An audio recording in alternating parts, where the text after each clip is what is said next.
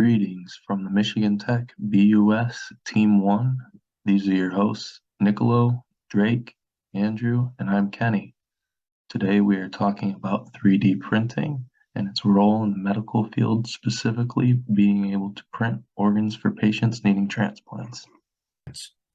From a Stanford journal, organ transplants have been around for a while, first attempted in the 1930s, where doctors have tried to save lives by introducing new organs where old ones have failed. There were several attempts at organ transplantation. However, there were too many complications from the new organs not being accepted by the new hosts. This stems from blood typing and tissue typing, which were not very well understood at the time. This is having certain genes which defines your blood and tissue type, and if there is a gene missing or a new gene present, your immune system will try and destroy the new organs. The first successful organ transplant did not happen until the 50s with a team led by Joseph E. Murray at the Benton Brigham Hospital in Boston, Massachusetts. To mitigate the risks of not having an acceptable donor, they took a set of identical twins and removed a kidney from one and replaced it in another, since their blood and tissue type should be exactly the same. This was a successful surgery and led to more successful transplants in the 60s, where a heart, liver, and pancreas were all successfully transplanted, and in the 80s, where lungs and intestines were accomplished. So a couple statistics about organ donation.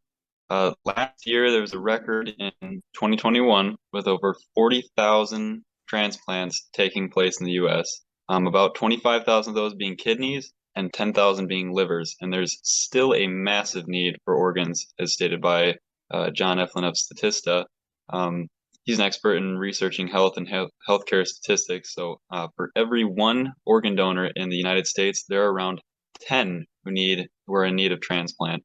The waiting list in the U.S. is in excess of 100,000 people, and then the average wait time is 3 to 5 years. So this waiting period is obviously it results in lots of deaths, about 8,000 a year in the United States. I mean, that's incredible. So we can transition to our main point now. How can 3D printing help with this massive organ shortage? So first we'll kind of give you a little background history about 3D printing, and then we'll get into 3D printing with organs. 3D printing did not come around until many years after the first successful organ transplant. It was a credit to a man in the early 80s from Japan named Hiedo Kodama, who was looking for a way to rapidly prototype different items. He used an additive modeling approach by adding resin in layers and then curing it with UV light. Fused deposition modeling is the most common in home 3D printers, where a heated extruder pushes out melted plastic at specific locations to build up the object you are trying to print layer by layer. In 2008, the first 3D printed medical prosthetic leg was made, showcasing the endless possibilities of the technology. In fact, roughly 2.2 million 3D printers were shipped in 2021, with next-gen technologies estimating the market value to be around 14 billion, and then estimating that by 2030, that number could reach 22 million units shipped a year. So this industry is growing, and it's expected to keep growing. But how can 3D printing really help with organ transplants? Now, as we mentioned before, a transplant can't occur without first completing specific tests that validate if the host could safely receive the transplanted organ. Matches are identified by taking biopsies of donors and cross-referencing them with patients to determine matches. This means that even if a donor becomes available, someone on the transplant list may be waiting 16 months and still end up unable to receive an organ that becomes listed. But this problem can be mitigated with 3D printing. Researchers at the University of British Columbia pioneered a way to introduce the world of organ transplants to 3D printers. The team, led by published researcher Pranav Ambiorkar, created a technique that allows them to design printers capable of producing human organs. Their publication, Biofabrication Strategies for Engineering Artificial Tissues, outlines the discovery that helps pave the way for medical breakthroughs that could eliminate donor waiting lists altogether. The process of building human organs in a 3D printer is called biofabrication. Basically, cells are first sampled from a patient and grown in large amounts. Then, the cells are inserted into a nutrient liquid to keep them alive and fed while they prepare to be printed. The cells are then passed through the nozzle of the printer into a template that can form an organ structure, much like the same process for standard 3D printing.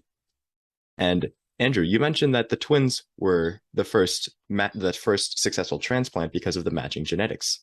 And part of the reason this process is so profound for the current world of organ transplants is that first step of sampling cells.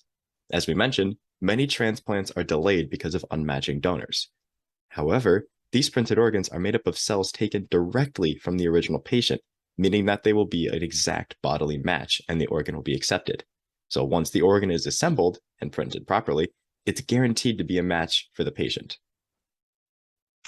And according to Seeger too, before any of the organs are even made, we have complex computer algorithms now that make a quick scan of their exact heart, and then you can get an exact copy of your heart in about 4 days of a brand new working exact replica of your heart with your own cells in it.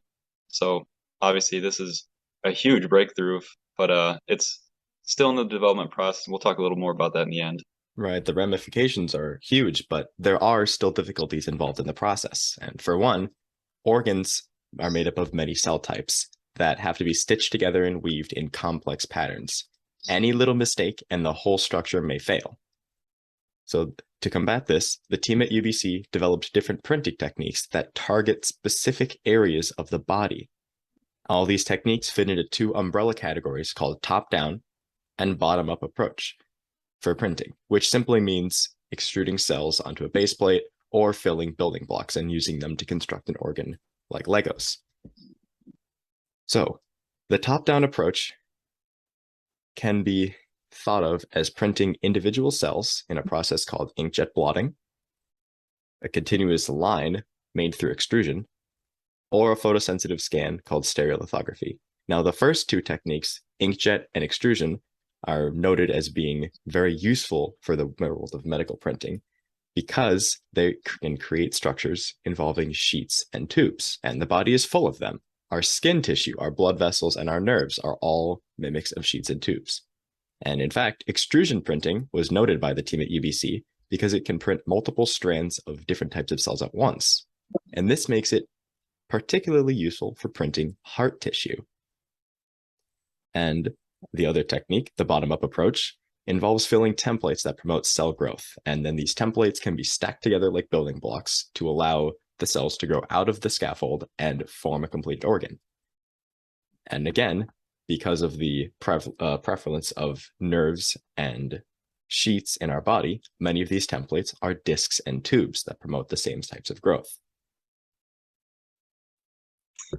There are some caveats, though. According to Kalota V of 3D Natives news source, collagen, which is the most realistic of the materials, which makes a lot of the like complex discs and tubes, like in a heart or like some of the valves, it can cost around $2,000 per print.